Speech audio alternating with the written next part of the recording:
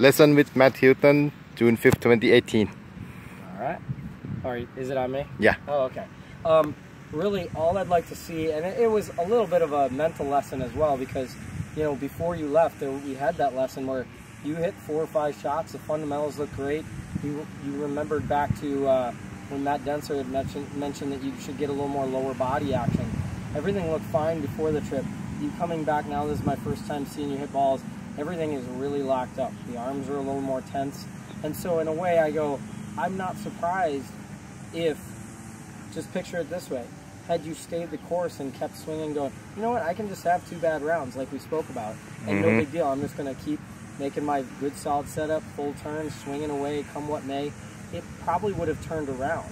The only problem is if you then change things by even little things, adding tension, shortening moving parts, you now have limited yourself as a player, and that probably is the reason why it went down a poor path for the rest of the round. Okay, so just to get back into it, what I want to see is, instead of wide stance and your toes were a little bit like this, that really locks your legs up from moving and winding up. A little narrower stance, toes parallel, and what I want to see is, picture there's a finish line at your ball position. Right across from it, where you want to get the whole left side of your body, knee, hip, shoulder, all wound at least to that line.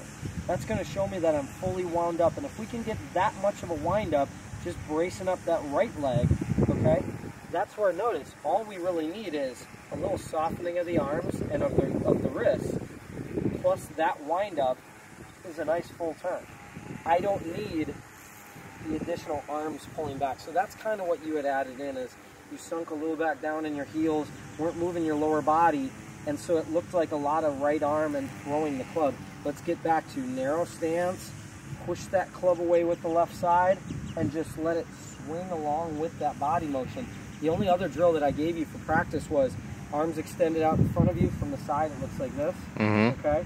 And this is a 7-iron here. It's a good club to do it with. Get athletic, get balanced, and all you're going to do is bump your hips a little to the target and unwind them a little bit. And that's going to help get the sensation of the impact feel, where we're still in our posture. You'll feel a little stretch here. You're still in your posture, but you're rotating through, leading that club through impact, as opposed to a lot of those I kind of saw that look through impact. So do those couple drills together, I think it'll be a lot better. All right, thank you very much. Yeah.